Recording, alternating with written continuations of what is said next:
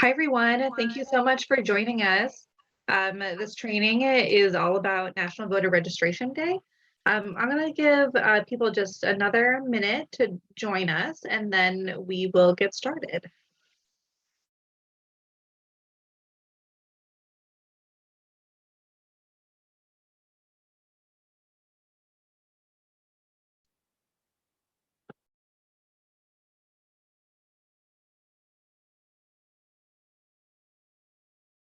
Okay, well, we will kick it off, and as people join us, I'm sure they'll figure out where we're at in the training.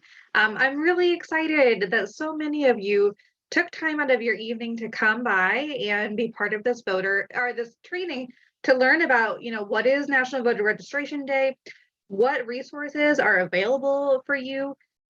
We're here to give you some ideas of ways that you might be able to participate in National Voter Registration Day. And then we're going to go over the Wisconsin specific voter registration rules to make sure that we all have a shared understanding of, what does the process look like and how can we help others get registered to vote here in Wisconsin. So that's kind of an overview of what we're going to be covering. I did want to take the time to introduce our speakers here today. So the speakers are myself. I'm Eileen Newcomer. I'm the Voter Education Manager for the League of Women Voters of Wisconsin, and my pronouns are she, her, hers. And for those of you who are not familiar with the League, we're a nonpartisan organization committed to making voting free, fair, and accessible for all. One of the key ways that we do that is through doing voter registration in our communities. And our mission is to empower voters and defend democracy. With that, I'm going to pass it to one of our other speakers, Ciara, to introduce herself. Hello, everyone. I'm so excited to be here with you all today. My name is Ciara Vinzant. I use she, her pronouns. I am the Wisconsin Voter Registration Director with State Voices, and I am just excited to be here today. I'll pass it on to Joe. Hey everyone, my name is Joe Waldman. I use he, him pronouns. I am the Wisconsin campaign manager with All Voting is Local, which works to expand ballot access, protect voting rights by working with local election administrators. But excited to be with everybody today. We can go to the next one, I think. Yes, and while I'm going to the next slide, I did want to mention just a few housekeeping items. First one is please stay on mute just so that everyone can hear what's going on. And we will have time at the end of the training for any questions that you might have. But feel free to put them in the chat as we go through. At the end of the training, we will go through all the questions that you have and make sure that you get an answer to them. And with that, Joe, do you want to kick us off with our icebreaker? Sure, definitely. So would love to, you've heard a little bit about us. Would love to hear a little bit more about you. So you can put in the chat your name, location, pronouns if you'd like. And then as an icebreaker, if you could register voters with anyone, this can be a real person, fictional character, famous person, historical figure, you can get as creative as you'd like with this. But for my choice, I got to go with Barack Obama. He'd be my voter registration buddy. I don't know, Ciara, Eileen, if you all want to share.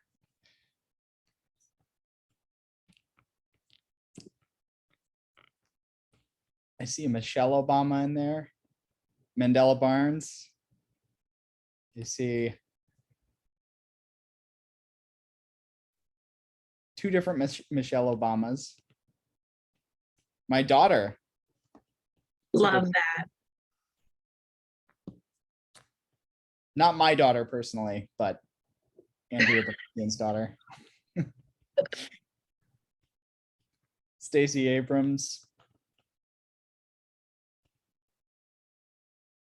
I'm going to go a little cheesy. I would say my local League of Women Voters chapter.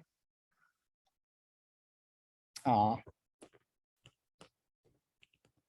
These are lots of good answers. I see Martin Luther King.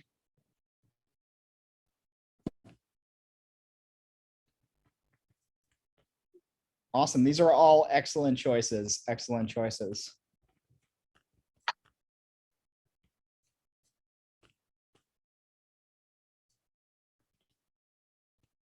Miss Lauryn Hill or Beyonce? These are good. Oh, good A answer. suffragette in Wisconsin. Okay, great. Well, you all have picked great people to register voters with. I hope at least some of you get your wish. And with that, we can move on to the next slide.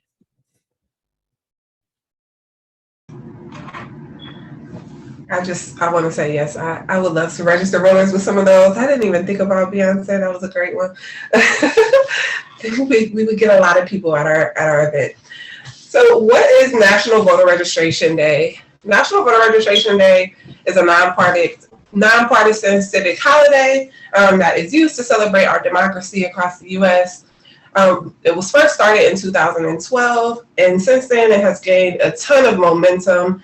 From 2012 up until 2021, on National Voter Registration Day, there has been over 4 million voters who have registered specifically on that day. So very powerful things happen on that day every year, and I'm excited to have you guys here to talk about it. So this year, National Voter Registration Day is going to fall on September 20th. On this day, we're going to have a ton of volunteers and organizations from all over the country out hitting the streets. Some may be hosting online events. Others may be doing pop-ups at different communities, places, but all one single coordinated day of field work, technology, and media efforts, all with the goal to get more people registered to vote. We'll go to the next slide.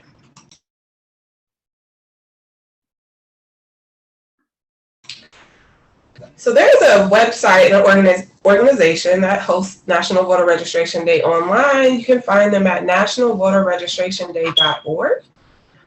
On their website, you can find a ton of resources. This is great, whether this is your first time doing a National Voter Registration Day event, or if you've done it in the past, this will be a great resource for you either way. So some of the things that you can find on their website, as you see, they have like a field organizing toolkit.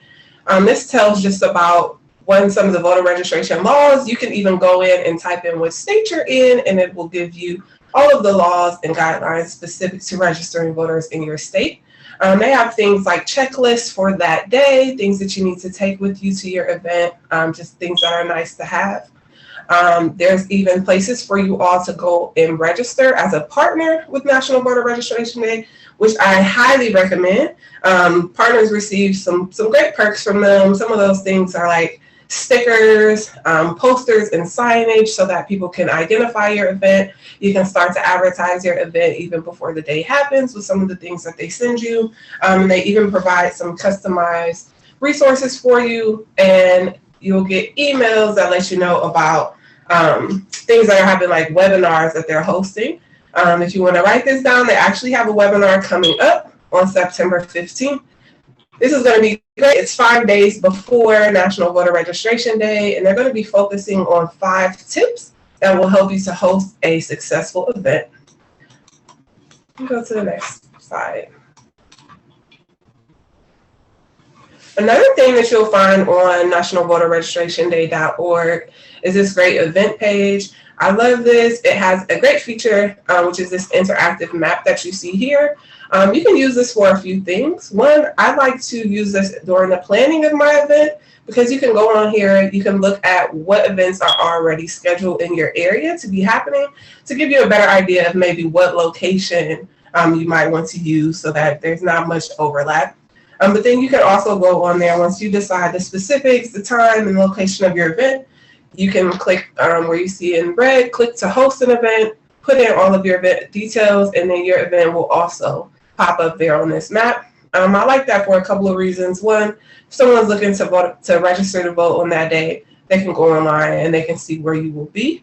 But it's also a great resource for volunteers. There's a ton of people who know about National Voter Registration Day who may not necessarily be connected to one organization or another. And so they can go online, they can look at what events are in their area, and they can contact you if they're looking to volunteer. Next slide.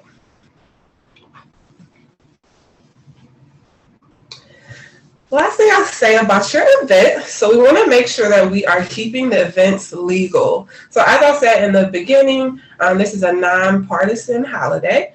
So we are not asking people to register to vote for any particular candidate or issue. This isn't just, vocally asking people, but we also don't want to have any type of literature or signage that's representing any particular candidate or issue as well. No a part of your event or outreach for the event should advocate or be coordinated on the behalf of any candidate, political party, or measure on the ballot. And then lastly, federal law prohibits providing incentives, no matter how small, to encourage or reward voting or registering to vote.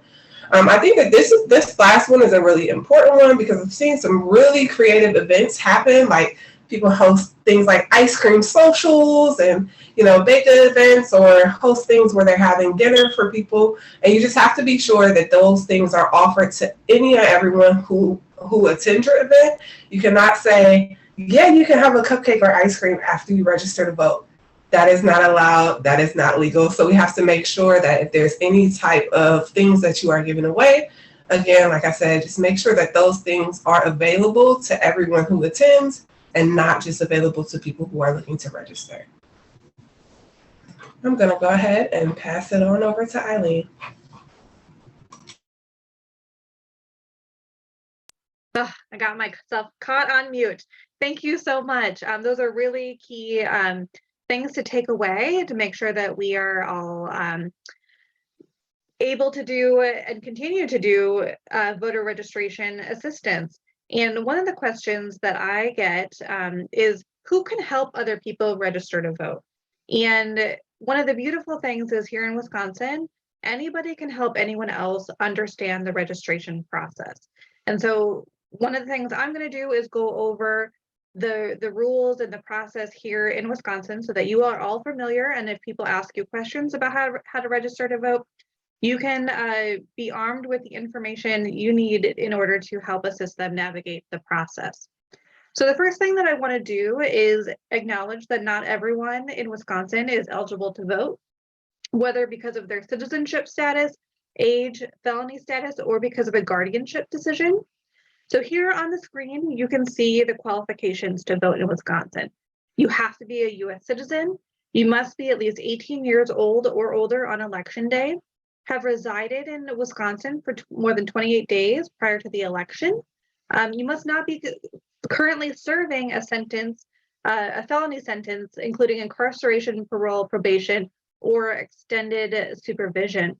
One thing that not everyone knows, though, is that once somebody who has been convicted of a felony has completed their sentence, their right to vote is restored. So that might be something to keep in mind too as you're talking to voters.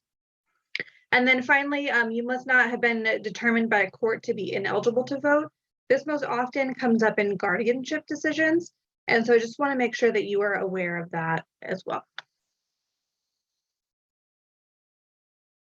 So, and when you're talking to people about registering to vote, you can help them think through, do they need to register? Do they just need to check their registration? So here are some ideas of who needs to register. First-time voters. If you've moved, you need to re-register. If you've changed your name, you need to re-register. And if you haven't voted in over 4 years, you may need to re-register to vote as well. It's always helpful, if people aren't sure, to just prompt them and say, hey, let's check real quick. And it's easy to do on the MyVote website. And we'll get into that here later in the training. And then once you explore whether or not they do need to register, you can also help them decide which option works better for them, whether it's online, which they can do up to 20 days before the election, by mail, by sending it to their municipal clerk. Again, it needs to be done 20 days before the election, and that means postmarked by 20 days before the election. They can register to vote in person at their municipal clerk's office up to the Friday before the election. And you can register to vote on election day.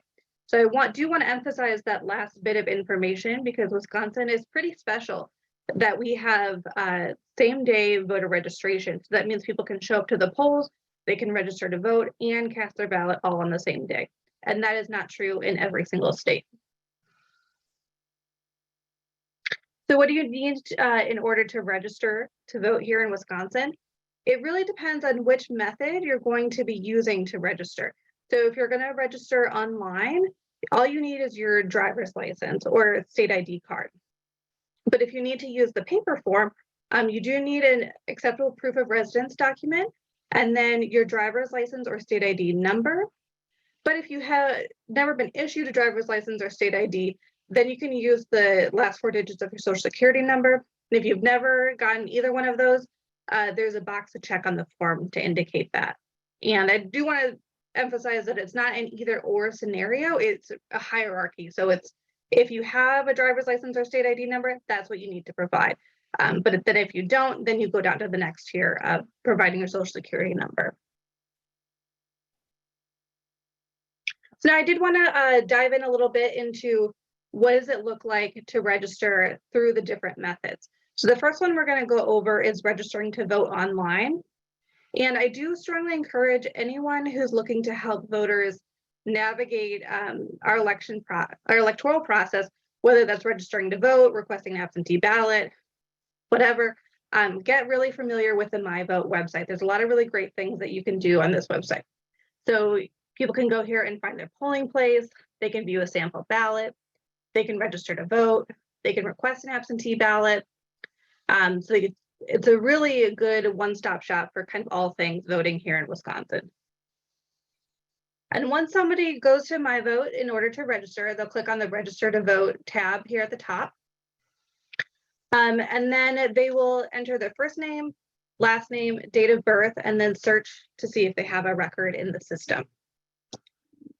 Now, there'll be, depending on the person's situation, you're going to run into 2 different scenarios. The first one is if the person has never registered to vote in Wisconsin, they're going to see this screen where it says, sorry, we can't find your record. And then it's going to have a red register to vote button. If that's the case and they've never registered in Wisconsin, you can help them navigate it by clicking the register to vote button. The other scenario is if somebody is already registered to vote, but maybe they need to update their registration because they haven't registered or they haven't voted in more than 4 years. Maybe they've moved, maybe they've changed their name. And in that scenario, it will show up the voter's name, the current address. And so if this address is not the address that person is currently residing in, that's a key or clue that they will need to re-register to vote. And then if somebody's in the situation where they need to re-register to vote, they would just click on the blue button to update name or address. Now, in either scenario, essentially people are going to be taken to the same next screen where they're going to be prompted to verify that they're eligible to vote in Wisconsin. They're going to be asked to type in their name, their address, review their registration, and then also they'll get the option to email themselves a copy of their registration confirmation or to print it. And if any time they run into an issue in the process, there should be prompts to help people navigate what is the issue and to move forward. But if you do get stuck, you can always call the Elections Commission for assistance, or it's always a good idea to have a copy of the paper form handy, which then you can help people navigate how to complete the form that way, and then give them information about what is an acceptable proof of residence document. If somebody is registering to vote online, what they're doing actually is providing their driver's license number or state ID number, and there's a check from the My Vote system into what data is what information is held by the DMV's database. And so if somebody's driver's license maybe has the wrong address on it, they can actually go in and update their address with the DMV. And then once they do that, they can register to vote without needing to actually update the address on their physical driver's license or state ID card. And here just kind of shows you what this website looks like and how it works. One of the beautiful things is on My Vote, if people get to that step, it actually prompts them to go to the DMV website to make this change. So if somebody does not have a driver's license or state ID card, don't be discouraged. don't do anything that would maybe discourage them. They can still register to vote. They can either register to vote in person at their clerk's office on election day and by mail. And you can help them by helping them walk through how to complete the paper registration form, and even by providing one to them. If somebody is registering using a paper form, again, they do need to provide a proof of residence document. Here on the screen are some common options that people use. Some things that people, really lean towards are a utility bill, a credit card statement, a bank statement. One thing that people sometimes don't know is that any document that's been issued by a government entity that has the voter's name and address on it is an acceptable proof of residence document. So that could be a library card, that could be a hunting license. There are a whole bunch of different options that fall under that category. So that's something too that you can help people brainstorm. What proof of residence document do they have that they can use to make sure that they can successfully register to vote? And I did want to show just kind of a quick overview of what the paper form looks like. People have to complete the same basic information as they would online. It's just with the paper form. They have to go over their qualifications, put in their name, date of birth, phone number, and email address are optional, but it is good to put that information in just in case the clerk would ever need to contact the voter about something. They have to put their residential address on there. And then some people have a different mailing address than their residential address, so they should put that here as well.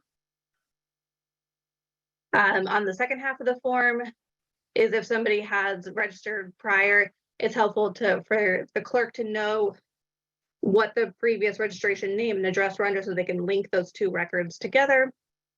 Here's where people can put in their driver's license number or state ID number. And I should clarify, Wisconsin driver's license, not just any driver's license. Social security number. This box really here is a helpful reminder for people to include a proof of residence document, has some examples listed, and then the voter signature here as well. This box 10 is for an assistant. So I do want to clarify, what does it mean to be an assistant? So helping someone understand like what information to put in what boxes does not qualify as of a level of assistance that would require you to sign here. But if you do physically help somebody complete the form, that's when you would want to indicate that you are an assistant. So just wanted to clarify that. And I do, want to make a note for everyone to make sure that you all are aware. There are rules governing what information you are able to pull off of a registration form. So some people collect the forms, they want to be able to follow up with voters. They do take some information off. I, want to stress that you're dealing with people's personal private information. And so do keep that in mind and know that there's certain information that you're not able to lift up off of there. Otherwise, you're going to get in legal trouble.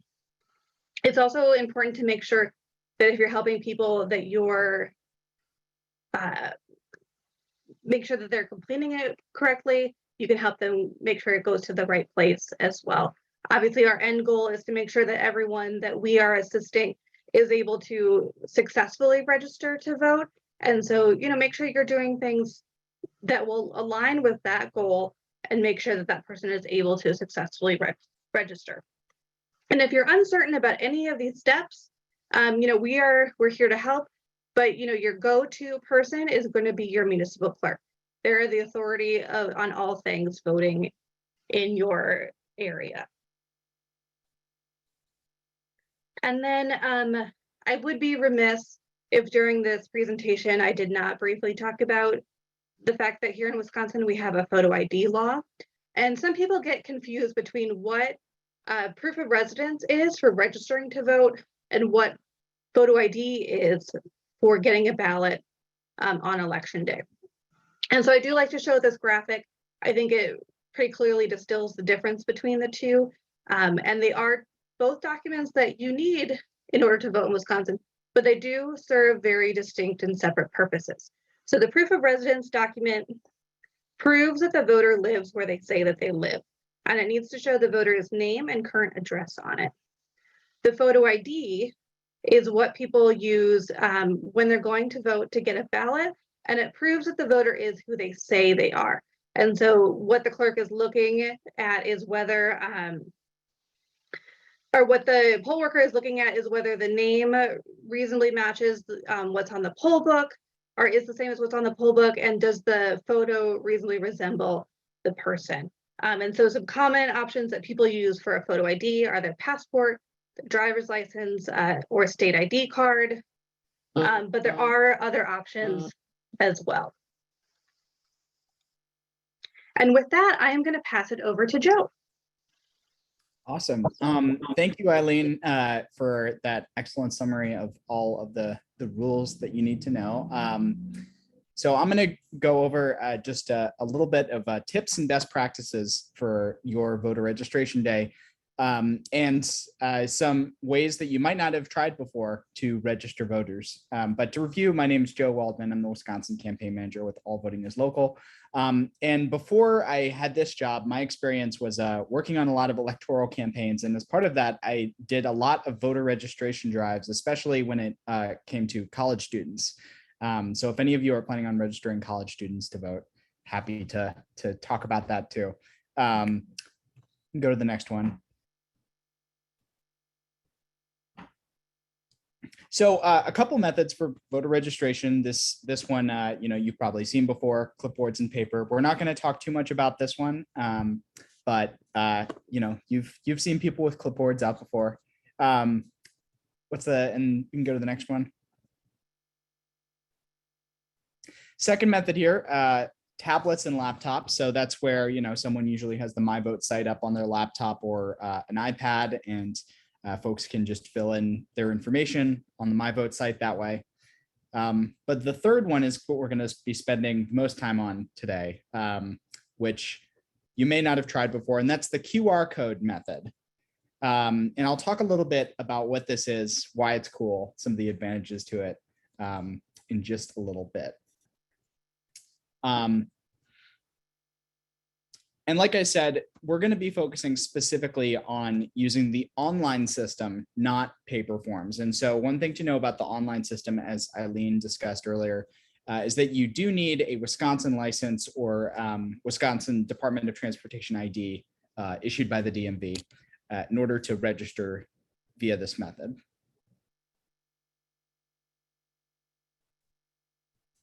So the QR code method, basically, if you've never heard of a QR code before, it's basically like a barcode, but for a specific website. And it's something that anybody can make. You can just look up online, make a QR code. And on that website, you can just put in the name of a website, and it will generate a QR code for you. And basically the way it works is you can print out or display your QR code, whether it's on a clipboard or poster or some flyers or wherever. The next step is someone can open up their smartphone camera and just point it at the code, almost like they're taking a picture of it. But rather than clicking the button and actually taking a picture, they can just keep the camera on the QR code, and they'll be redirected to the Wisconsin voter registration website.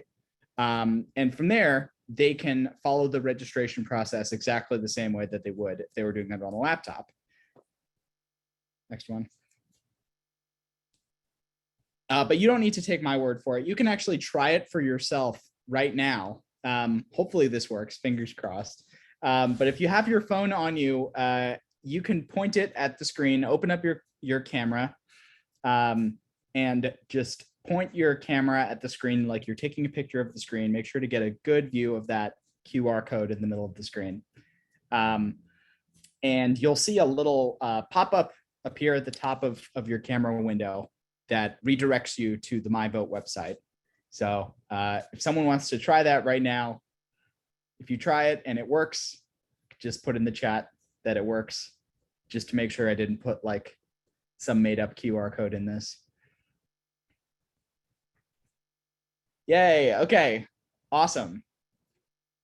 It's the magic of technology. Pretty cool. Okay. So now that you all tried it for yourselves, you can go to the next one. So a couple pros and cons for this method, because there's definitely some pros, but also obvious limitations here. So big pro, you don't need a laptop or pens. It's very mobile. You can walk around. You don't have to be tied to a table where your laptop is set up. It allows for social distancing, so someone can just use their phone camera, scan a QR code up on a poster at a distance, and take care of things that way. But of course, it's not perfect because not everyone's comfortable with technology, or has a smartphone. So it's usually not a bad idea, if you're able to just have a backup laptop or tablet, just in case people are not able to register by this method. And another thing you can do is just have written down somewhere, or you can just memorize it, myvote.wi.gov. That's the website that they're going to be directed to anyway. So they can also just go on their phone and look it up that way. And then the other downside, of course, is if you're conducting a registration drive where you're trying to make sure that people are registering to vote, it's hard to really verify if somebody completes the whole process. So what I like to do is just kind of stick around and wait for the person to go step by step through the whole process, and then you can verify they have registered to vote.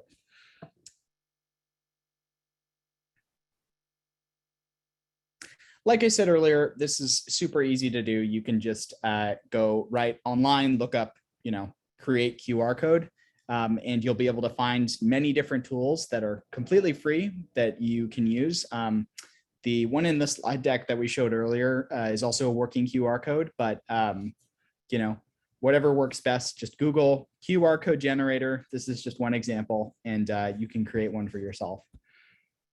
And the cool thing about that is it actually allows you to track the number of people who scan your code, which is pretty neat.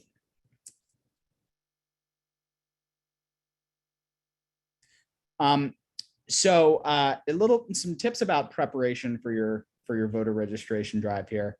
It's always a good idea to check your local COVID guidelines, just to see if the place you're trying to register people at has any special rules. See what other groups are doing on voter registration, including your local clerk, maybe if there's an opportunity to collaborate. Of course, you want to make sure you're prepping your materials and confirming your volunteers, making sure that you can still count on everyone to show up, when they're going to show up, all that important stuff. And then, of course, you need to select a good location. So location here is super important because as anyone who's done a voter registration drive knows, there's places where there's more unregistered voters or people who might need to update their registration. And then there's places where there's, far less. So some places to consider for your voter registration drives. Public spaces where there's lots of people walking around, lots of different types of people, parks, a busy sidewalk. And then when it comes to private spaces, oftentimes you're going to need to get some permission, whether it is a business, coffee shop, supermarket, hair salon, barbershop, boys and girls clubs, homeless shelters, college campuses, dollar stores, all good examples. If you've done a voter registration drive at another location and want to, give the other folks on this call a hand, you can feel free to put that in the chat as well, so people can take a look, get some more ideas. College campuses, lots of unregistered voters, always a good bet as well. And I know the League of Women Voters does that at my alma mater, UW-Madison, every year when people are getting bus passes, which is a great location because people are all waiting in line, have nothing to do, and can register to vote right there. I see farmers markets, public libraries. Excellent, all good ideas.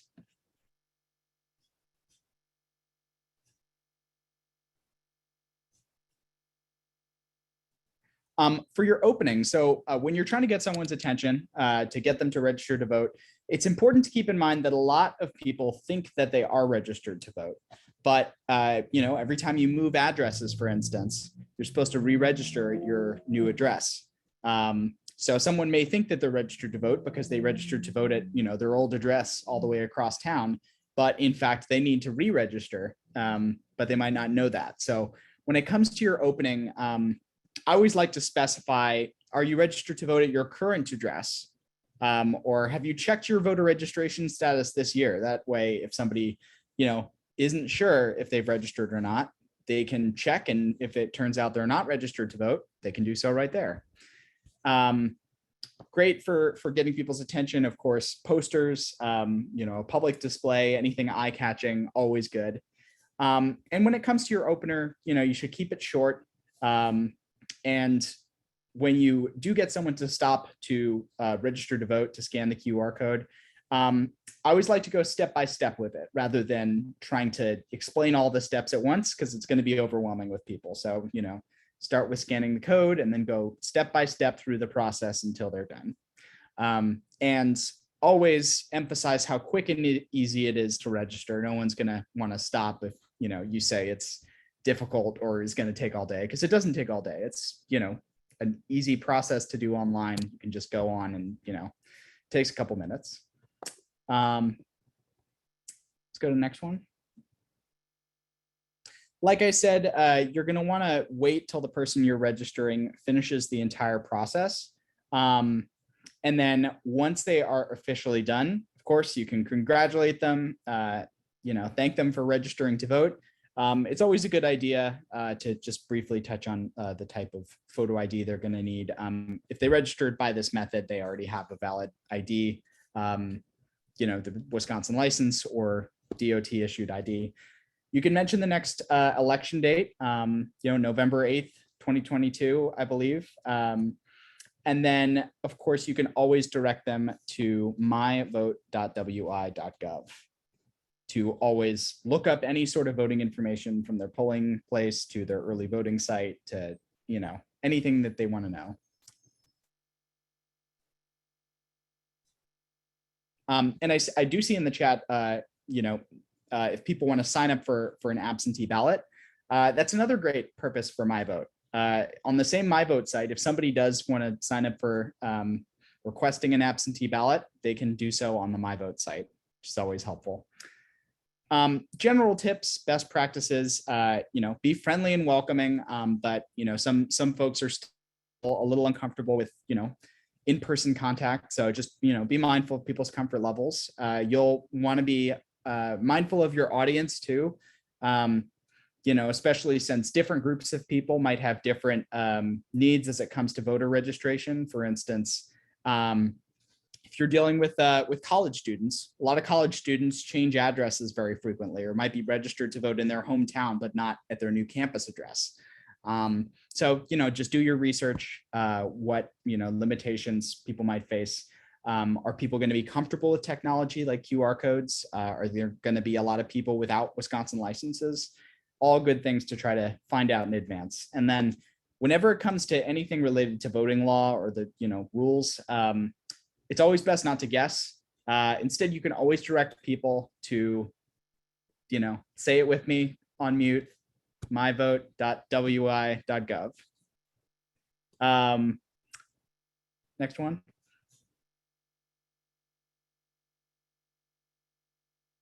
In addition to your voter registration drive, there's lots of other ways on National Voter Registration Day that you can encourage people to register to vote. Relational organizing is basically a fancy way of saying talking to your friends and family. And it's actually proven to be the most effective form of voter contact, because your friends and family members are far more likely to listen to you than they are some stranger who knocks on their door or tries to flag them down on the street. So you have a unique ability to reach your friends and family members. So always get your friends and family members to check if they're registered to vote, because you might be the very most trusted messenger, maybe the only person who can get that person to register to vote if they have not already. So make sure to contact people in your social circle, get them to check their registration status. Even if they think that they're registered to vote, just make sure that they are double checking, because you never know in the end.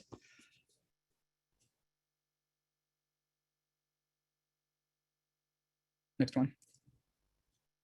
And then lastly, digital organizing. So social media is a great tool for getting people signed up to register to vote. National Voter Registration Day, whatever your social media platform of choice is, it's probably going to be trending or, at the top of people's news feeds. And so you can post the link to register to vote, whether it's in Facebook groups that you're a part of, or you can tweet it out or post on Instagram, make a TikTok about it, whatever, your local platform of choice is, you can use it to spread the word. And one cool thing that you can also do is you can get local influencers to post about National Voter Registration Day too. So when I say influencers, I'm not talking about like Kim Kardashian or, someone with a massive following. That's the first influencer who came to mind. I don't know if there's other examples, but this example here is Dogs of Madison. So this was a real example here. I think a couple of years ago when I worked for Next Gen, which is an organization that does campus registration drives, we got this page that was, Dogs of Madison to post about registering to vote. A little patriotic dog image, and it was super effective.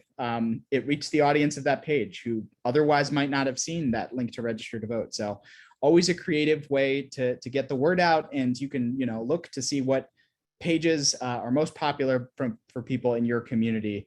Whether it's a popular meme page or just a community Facebook group, whatever is going to be the best way to get the word out. Maybe a local business. Community organization, lots of different ideas to choose from.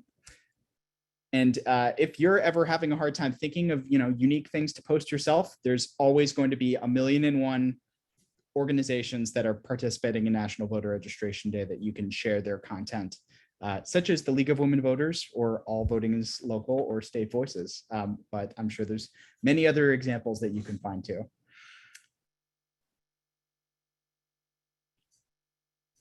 And I will pass it over to Eileen. Thank you, Joe. Those are some really great ideas for ways to participate. So now kind of thinking through wrapping up so that we can get to everyone's questions. We have some really good questions here in the chat. I did want to review quickly some of the resources that we talked about and some of the resources that we haven't talked about yet. And then we can get to next steps and questions. So if you take anything away from this presentation, number one thing is take away the myvote.wi.gov website. It is the go-to place for all things voting in Wisconsin. Share it with your friends and family, share it on social media. If you're going to have a drive, like that's where you're going to want to send people to register to vote. Also wanted to recap that National Voter Registration Day has a website, and they have a lot of really great resources, including some like fun memes and GIFs to share, as well as some talking points and ideas for setting up a registration event in your local community. I also wanted to mention that the Wisconsin Elections Commission has a hotline. If you ever run into any issues, you can contact them. They're the ones that run the myvote.wi.gov website. And they are our election agency, and they run elections here in Wisconsin. So it's important to know that they exist and kind of what they do. And then finally, I do want to lift up the Wisconsin Voter Helpline. This helpline is a statewide resource.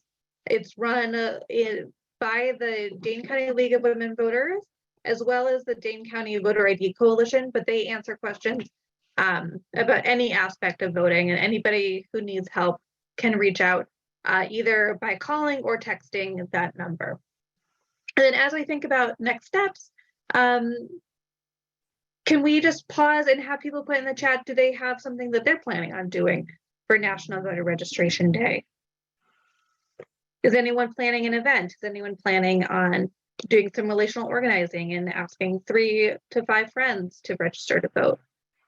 In South Africa, he is the epitome of doing too much. His entire wallet was actually a video thing that Tom recorded for CinemaCon back in April. Oh, love that. There's going to be an event at UWM Waukesha. That's great. He ended the message. Some events in Greater Chippewa Valley. Ooh, public library, awesome. Some Milwaukee events. That is awesome.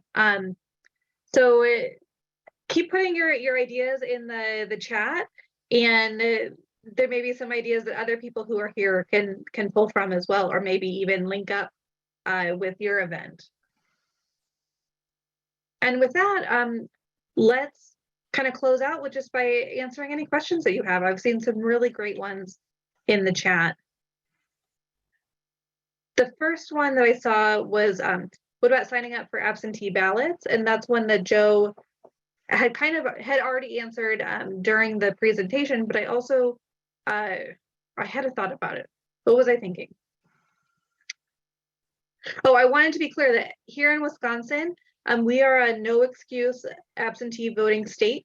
So anybody who wants to vote absentee, who's eligible to vote, is able to request an absentee ballot. So that's a great way to, provide an additional service to people as you're registering them to vote, or maybe they're already registered to vote. You can mention to them the possibility to vote absentee. A lot of people find it to be a really convenient way to vote and to give them flexibility to decide when they're going to vote.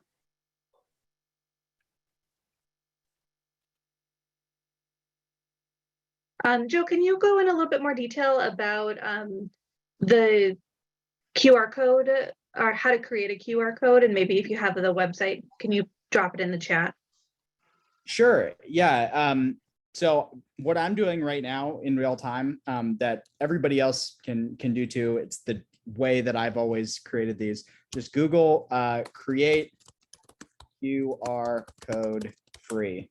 Okay. And I'm just going to find like the first or second thing that pops up. This site is called QR Code Monkey, and I'm going to put it in the chat right now. But really, if you do what I just did, any of the sites that come up for you, will work just as well. So this link that I put in the chat, all you need to do really is just where it says URL, just change that to myvote.wi.gov, and then you can create your QR code right there. If you want to get fancy with it too, you can also make it different colors, do some cool things with it, and then print it out, put it on a clipboard or a poster, whatever works best. Great. We have some questions about proof of residence, and one is about whether somebody can use an online bill or statement. And I want to say yes. So if somebody is showing up to register in person, they can show their proof of residence document electronically. And they would just do that either at their polling place or at the clerk's office. Another question is, what do people do if they've moved recently and don't have a state driver's license? So if they don't have a Wisconsin driver's license or Wisconsin state ID card, they will need to use the paper form in order to register to vote. And they will need to provide a proof of residence document. And that can be one of the options that we discussed earlier. And on the box where it asks them to provide that ID number, since they don't have a Wisconsin driver's license number or state ID number, they would provide the last 4 digits of their social security number. There's a question about, can we supply stamped addressed envelopes?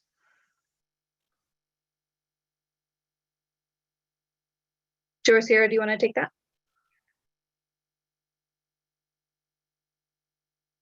Or I can if you want me to.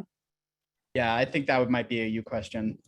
Okay, that's fine. Yeah, that's something that you can provide people. So the rule around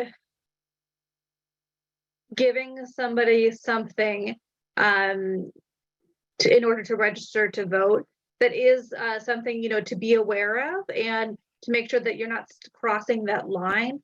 And the threshold is, the value level is $1. And so a stamped envelope, stamped and addressed envelope does not meet that threshold of $1. And so it is okay for you to provide them with a stamped and addressed envelope. And that is a really great way to provide people with additional help to make sure that once they have completed their registration form, they're actually able to send it in and submit it to their clerk. I see 2 questions about college registration that I can answer. Perfect.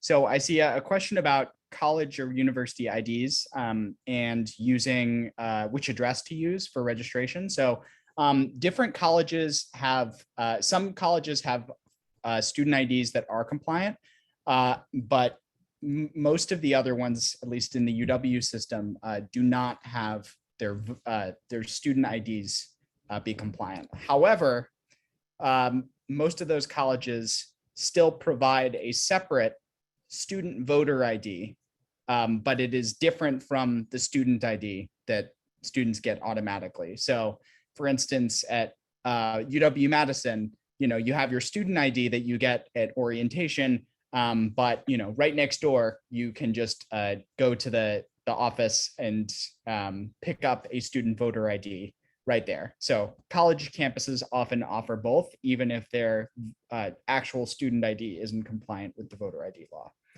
And then to answer the second question about where to register to vote, college students can make a claim for either.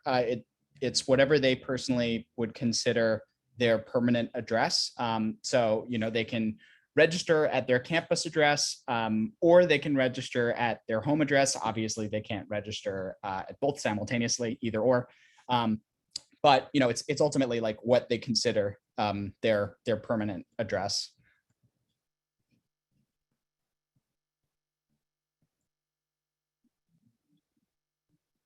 And then we got a question about whether or not this training will be available to review later, and we are recording it. And as a follow-up, we will also send a copy of the slide deck to make sure that you all can access it later. We know that we've covered a lot of information tonight, and so don't expect you to remember everything, but did want to be able to point you to where you can find that information and make sure that we have kind of a shared understanding of the registration process here in Wisconsin. Another question that came in is, if somebody registered to vote with an old address, do they just need to update their address with the DMV to register? Am I understanding that correctly? In other words, they don't need to provide proof of residence at their new address if they're registering online. So, Samuel, in this scenario, I think we are assuming, because this person has a DMV product, and by that I mean a Wisconsin driver's license or Wisconsin state ID card, that is essentially the case. So what they would need to do is make sure that they have updated their address with the DMV. Once they have moved, they can do that online. And then they would go to My Vote and go through the process and say they want to update their address, verify that they're eligible to vote, provide their DMV or their driver's license or state ID number. And then what happens is the system checks the record that the DMV has, and that serves as the person's proof of residence. So they don't need to provide like a physical document because the state is comparing the information on the records that they already have. And that's how that works. So I hope that clarifies that for you.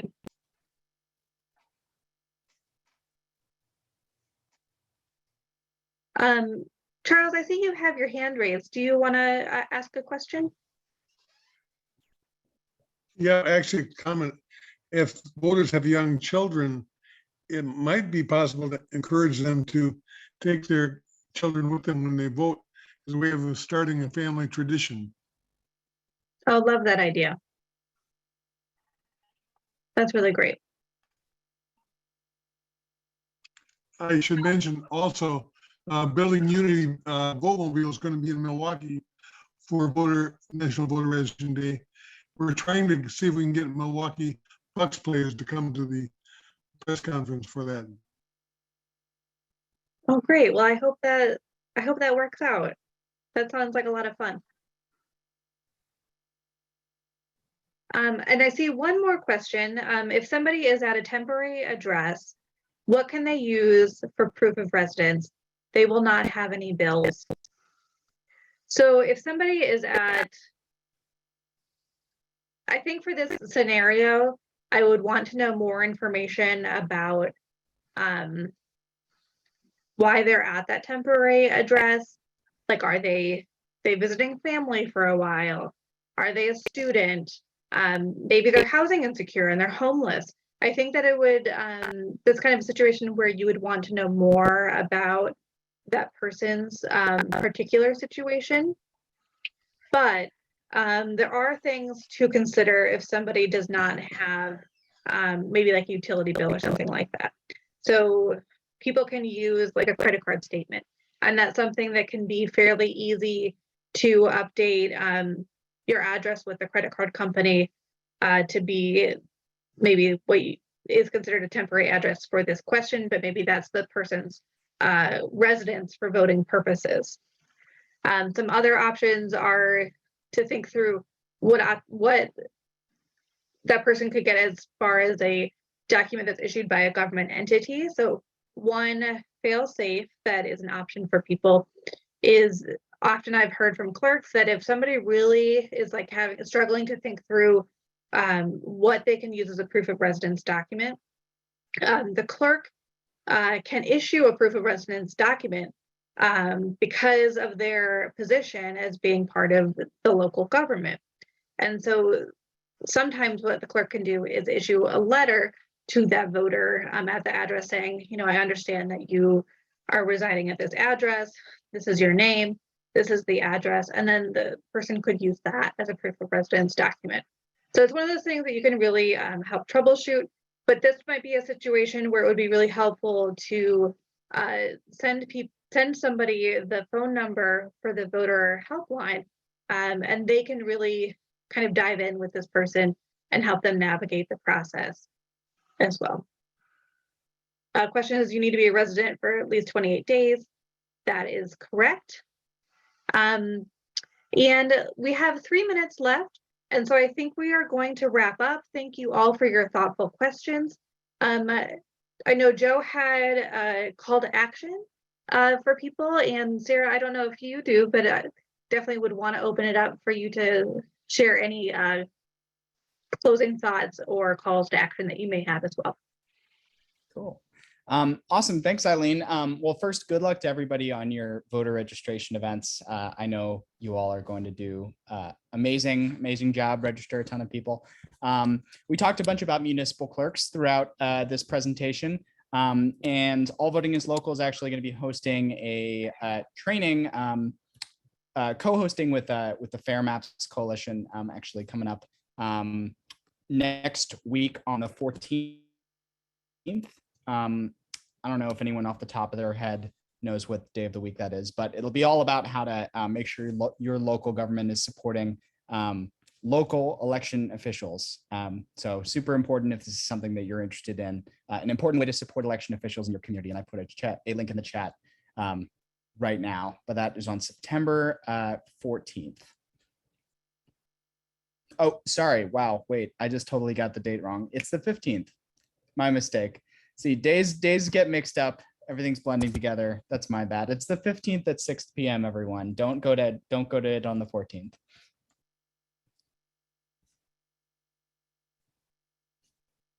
Ciara, do you have any closing thoughts? I want to share in the chat, there is a organization right now that is providing some graphic arts for folks who are looking to promote voting online. So if you want to include this in your digital organizing efforts, the website is shot for you. And I just want to thank everyone for coming out today, and I hope that you were able to gain some insight from this training. Yes, thank you all so much. Hope that you got some things to take away from this training. And I'm really excited to see all of the events and activities that you all are going to put on for National Voter Registration Day.